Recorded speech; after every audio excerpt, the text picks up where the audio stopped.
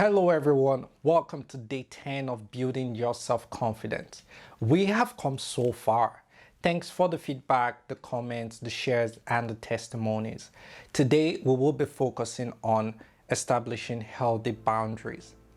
When I hear the word boundaries, I try to imagine myself as an island or a country.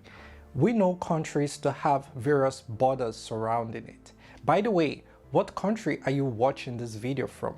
Please let me know in the comment section if you want to. Each country has checkpoints, rules, regulations, and policies guiding these borders. No doubt, the citizens of some countries are allowed free passage into some country borders, but with an identification, of course. Some borders exhibit extreme caution on whom they let in, while some borders don't even bother.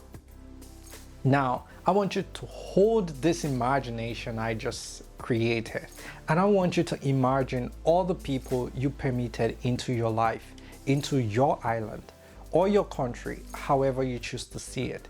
Imagine the ones causing chaos within your border, breaking the laws, that is, if you had established some rules before they came in. With this image, I guess you can see how important it is for you to create an effective boundary, set up a professional patrol on your border, and audit those within your circle.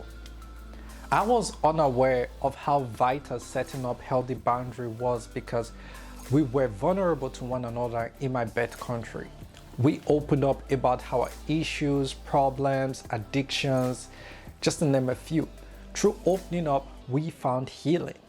Still, not everyone has the best of interest at heart, which I got to learn the hard way after relocating to Canada. After many professional and personal development, I understood how important boundaries are for family, friends, colleagues, and strangers. Boundaries are things you set even before a situation happens or before you meet someone. And you need boundaries in every area of your life, both in your relationship, both in your family, in your career, in society, name it. Even personally, you need to set boundaries for yourself to stop yourself from doing certain things you shouldn't be doing.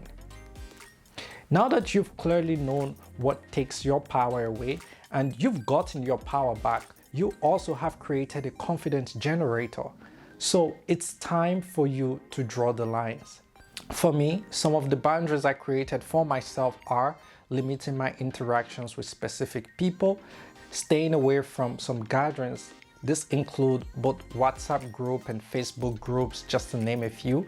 And I still take my boundary further to keeping some chat short, sweet, and concise. Now, the other aspect of my boundaries which would make you raise your eyebrow is giving a lot of physical space when speaking with the opposite gender.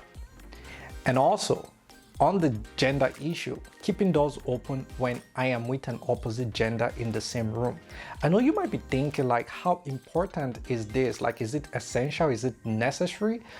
Guys, you have no idea how important it is. You need to protect yourself. You have to protect yourself before you even see reasons to start protecting yourself. And I'm very grateful to the whole work from home thing right now, so I don't have to stress myself. I also take this attitude online by refraining from some conversations with both male and female. I wish a lot of you understand how important the last three boundaries I stated are for the men. The only person you can be sure of is yourself. The earlier you learn how to create healthy boundaries, the farther you will live a happy life confidently. For the men, you might want to check out my Udemy course, Unravel Your Uniqueness, where I spoke on the island. I went further into how you can protect yourself and some of the core things you need to put in place when protecting yourself and when creating your border. Trust me, you don't want to miss that. You might be thinking that people ignore the rules and regulations you set up.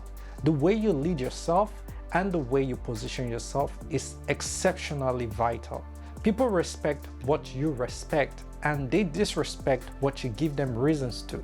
The last thing you want is to give them reasons to disrespect you. That's why I am encouraging you to set these boundaries from the early point of contact. I want you to genuinely ask yourself these questions and write your answers in your worksheet. What are some areas you think you can create healthy boundaries? How can you create these boundaries? I am rooting for you. Stay confident and I'll see you tomorrow. Cheers.